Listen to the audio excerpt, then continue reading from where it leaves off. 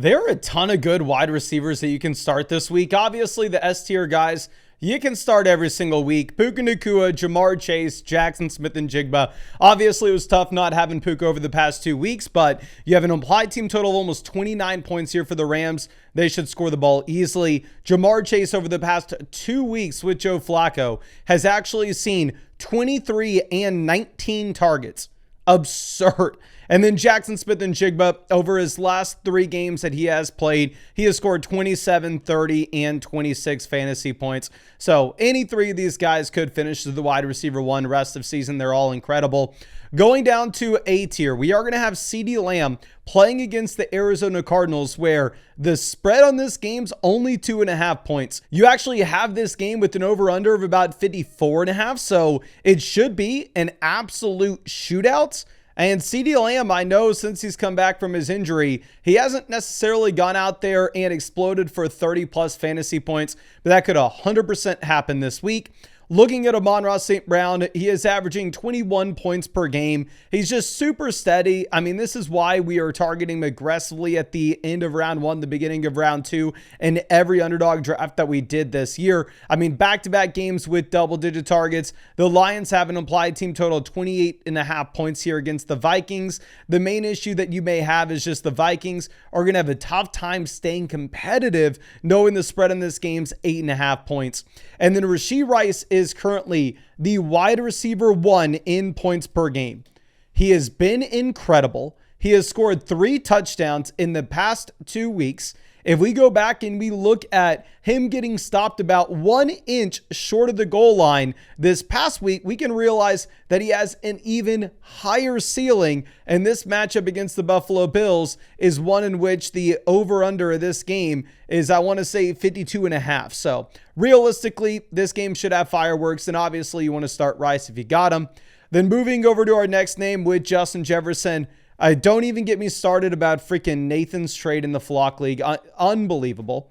But Jefferson against the Detroit Lions, the expectations are going to be this is the worst quarterback play that Justin Jefferson's had in his entire NFL career. But even with Jefferson so far this season only scoring 1 touchdown, he is still averaging 15.5 points per game. So it does seem like this may be his floor. Rome Odunze is a wide receiver that I essentially traded Cam Scadaboo for last week. And I felt really good about it, and I still do feel very good about it, of course.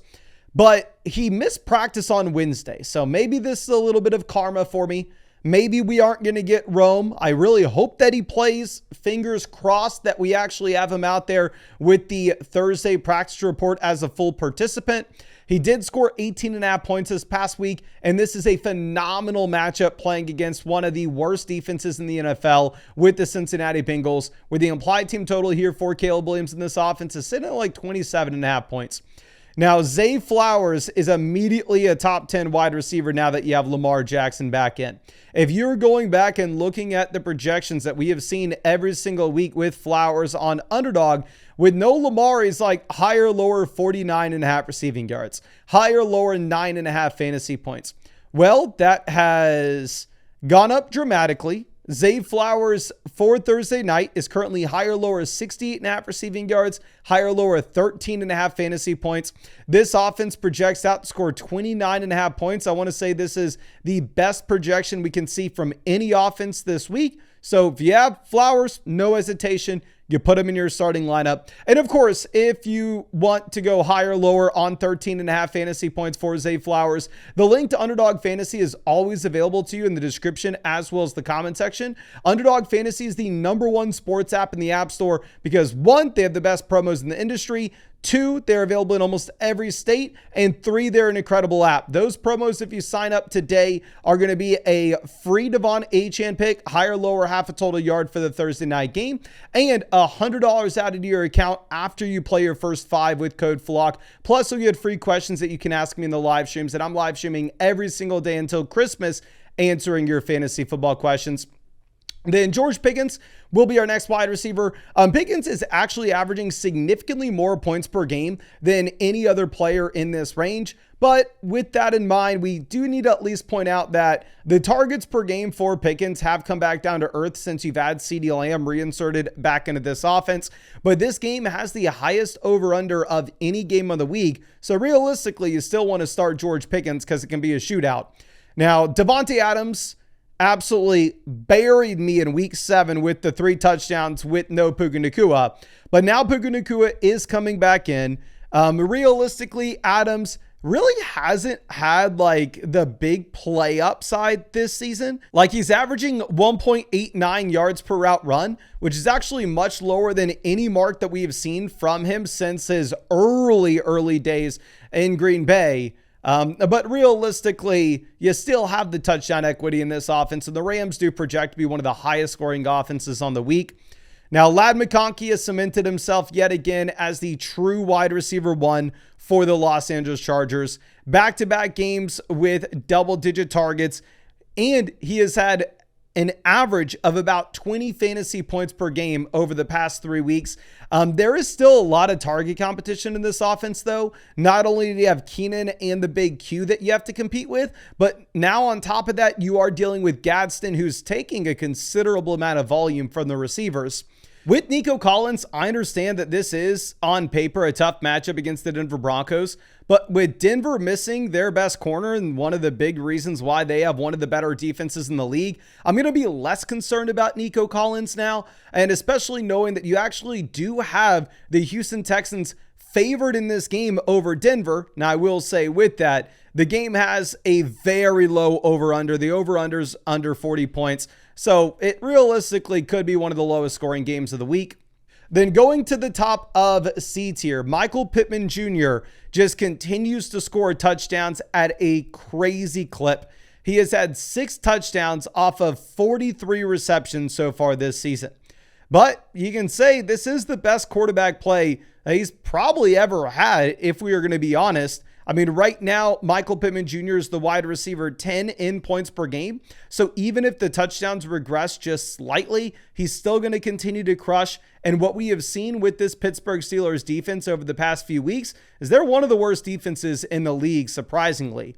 Then the Chris Olave ranking is solely based off volume. He's currently averaging 10.5 targets per game, 6.5 receptions per game, which are both career highs. Now, at the same time, he is sitting with a career low 1.69 yards per route run and 6.1 yards per target. And currently, you do have the New Orleans Saints actually with the lowest implied team total of any team in the league this week with only 14.75 points. Like realistically, if we were looking at the Miami Dolphins, Miami is supposed to dramatically outscore the New Orleans Saints this next week. So realistically, I probably need to go ahead and I need to move Waddle up these rankings ahead of Chris Olave. I think I would rather start Waddle. Clearly, Miami looked great this past week, and so did Waddle, scoring about 21 fantasy points. And this matchup against the Baltimore Ravens does project out with an over-under over 50 points. So you probably do have the Miami Dolphins throwing the ball a considerable amount on Thursday night. Now with DK Metcalf, of course I'm rooting for him. I am rolling with him as my wide receiver 3 on my fantasy team behind Rome Odunze and Nico Collins.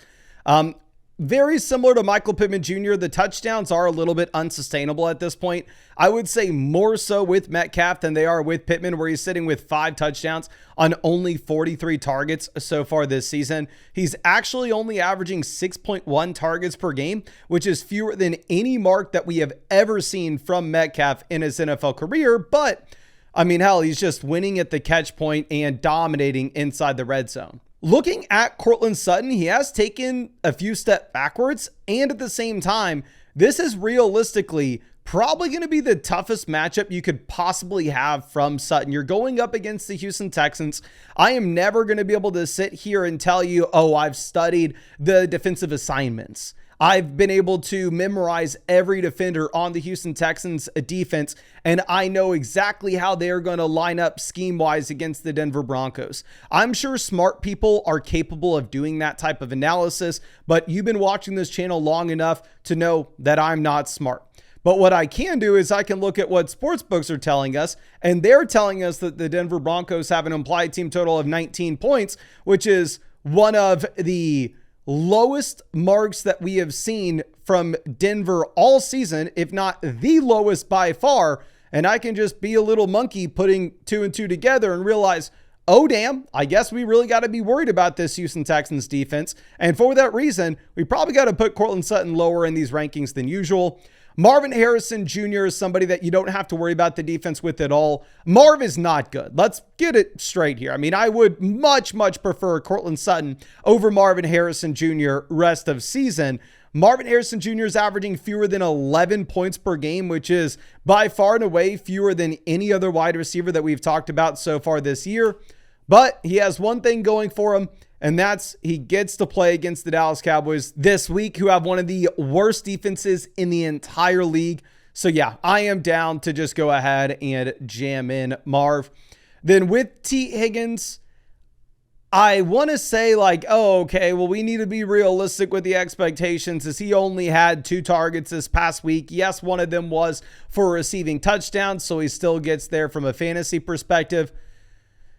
But, I mean, the Cincinnati Bengals project out well here. This game has a very respectable, like 51.5 point over-under. So there are so many different game environments this week that we can pinpoint as, oh, okay, this is the one that we need to go after. This is the one that we need to target.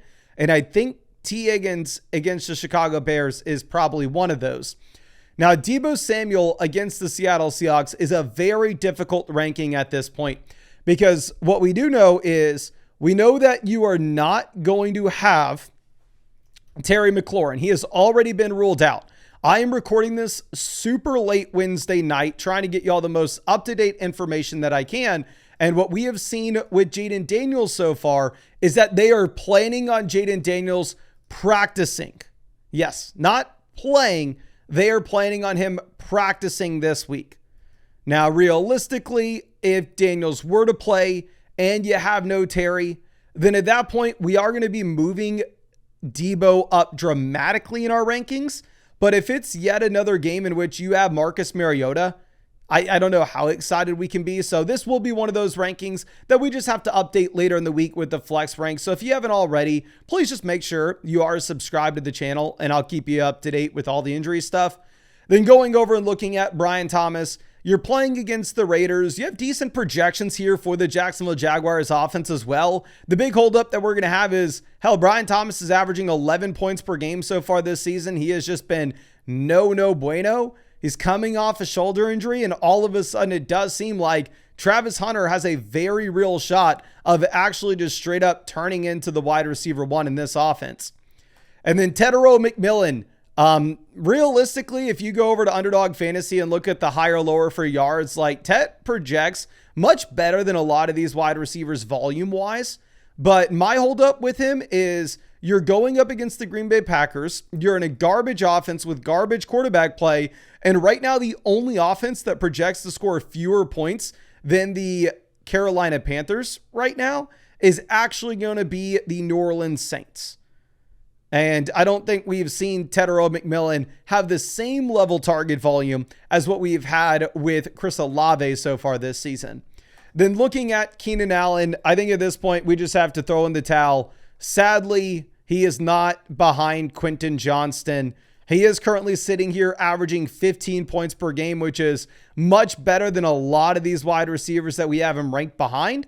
So if you wanted to go through and if you wanted to put Keenan higher in these ranks, I'm not going to fault you at all for it. My only holdup is going to be if you are looking at the emergence of Gadsden, that is going to be a little bit of a problem here for the target share that all these wide receivers should expect to have. Wan'Dale Robinson will be our next name. You actually have decent projections here when it comes to the New York Giants with Jackson Dart. Typically, we have seen the Giants project out with Dart last week, for an example, to have like 18 points scored. But now we are actually seeing them project out to score 23 and be a respectable offense. And clearly, this isn't a team that has a ton of weapons that can look elsewhere than Wan'Dale. So I think this week is one that's completely fine to play Wan'Dale Robinson against a very injured Niners defense. Then Stephon Diggs is a wide receiver that I traded away, so maybe I'm a little bit biased here with this ranking.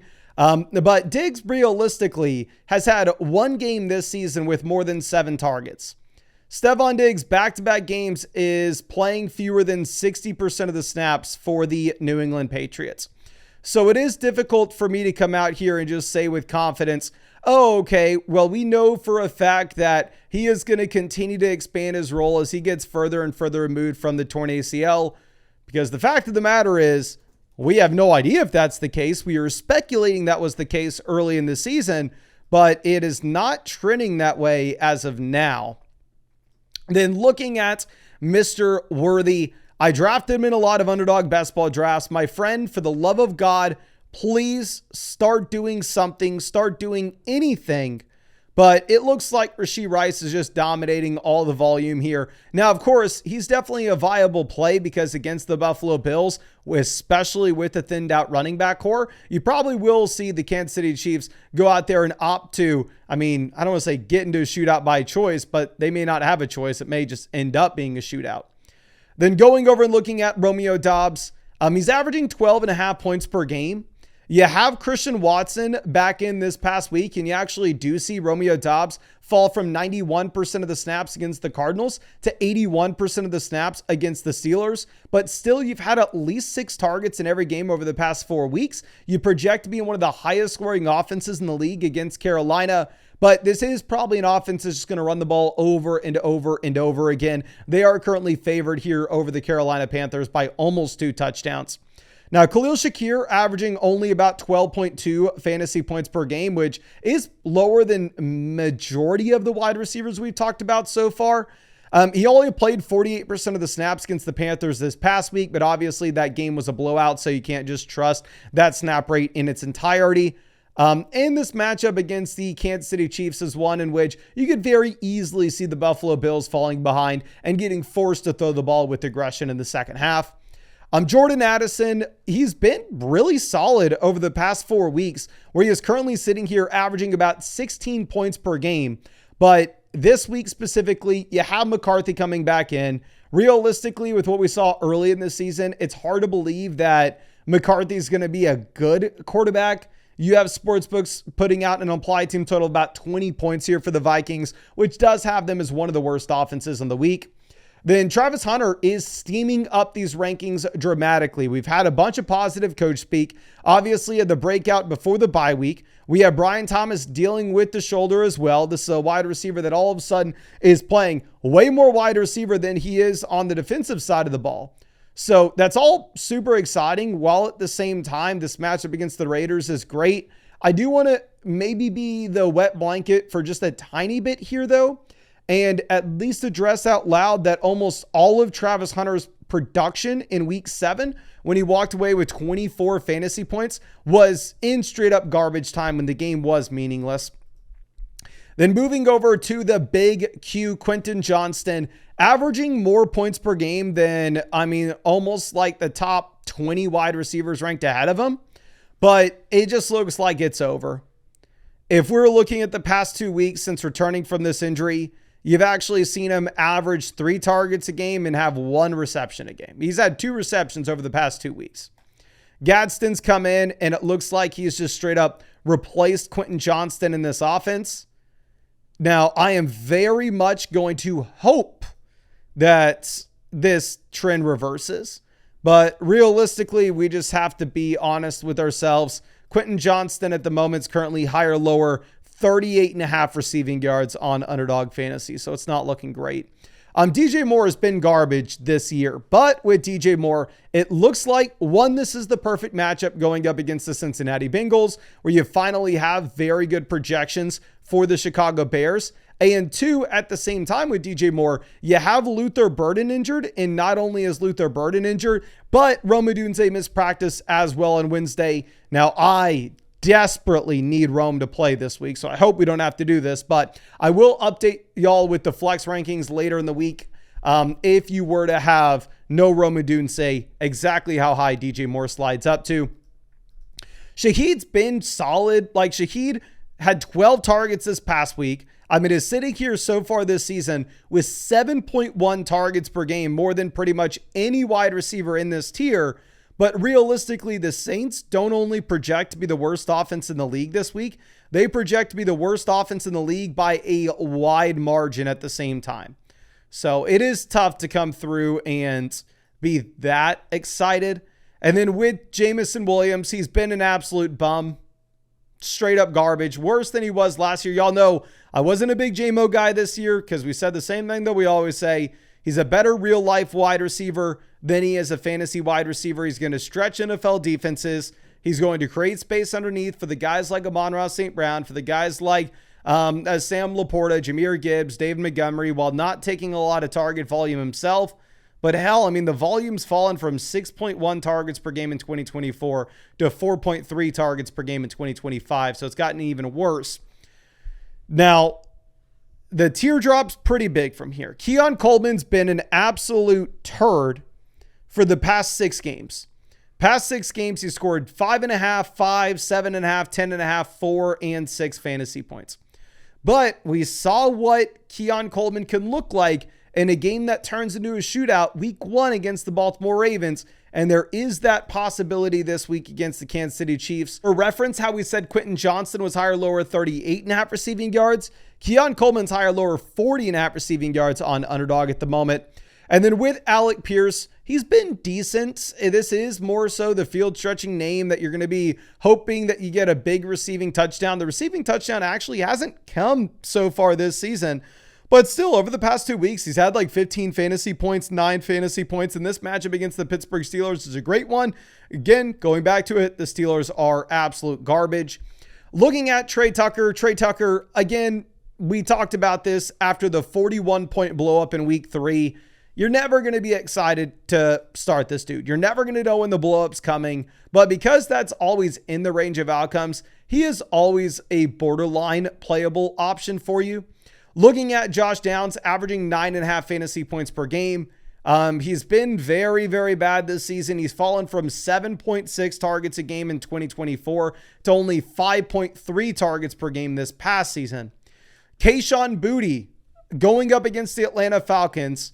Here you are looking at a wide receiver that's averaging 2.9 receptions per game, or let's just call it he's had 23 receptions and 5 receiving touchdowns. Every single week we say, well, you know what? The receiving touchdowns are going to go away and you're going to be left holding a 3-point performance, a 4-point performance because he doesn't see volume and he keeps on scoring touchdowns.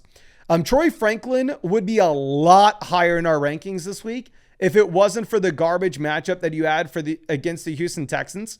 Again, if we go through and we look at the expectations for the Denver Broncos right now, the only offenses that they project to outscore at the moment are the New Orleans Saints, the Carolina Panthers, and the Tennessee Titans. I apologize. They project to score more points than the Titans. But obviously, Troy Franklin has looked great.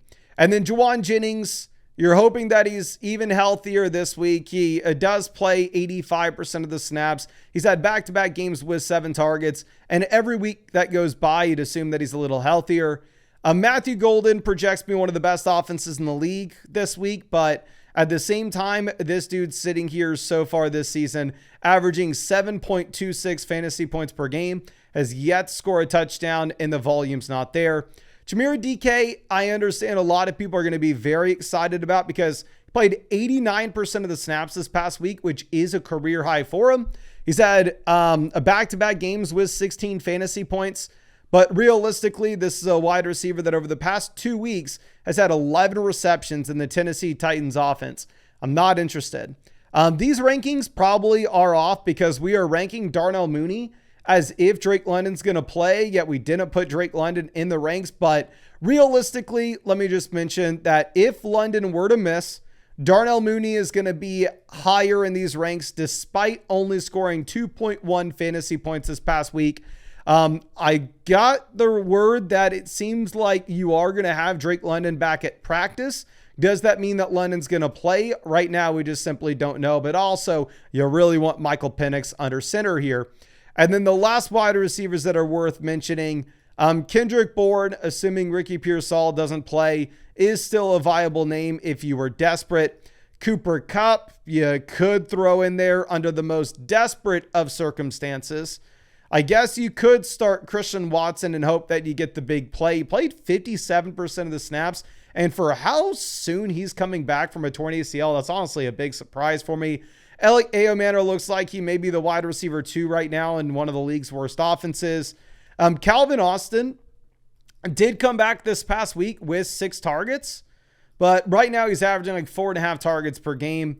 And then we have Rashad Bateman. I mean, he hasn't done anything at all this season, but at the same time, you haven't had Lamar Jackson this season. So if Lamar does come back in, then all of a sudden you'll be a lot more excited. But I think that's all I got for you. Again, I want to remind you, if you wanted to go higher or lower on any of those projections, you can always find them on Underdog Fantasy. The link's in the description. It's in the comment section. Code FLOCK will get you $100 added to your account after you play your first 5. Plus, on top of that, you'll be getting free questions that you can ask me in the live streams and a free Devon Achane pick, higher, lower, half a total yard for Thursday night's game. Links in the description, links in the comment section. I really appreciate you, and I hope we get to see you out in the live stream later tonight.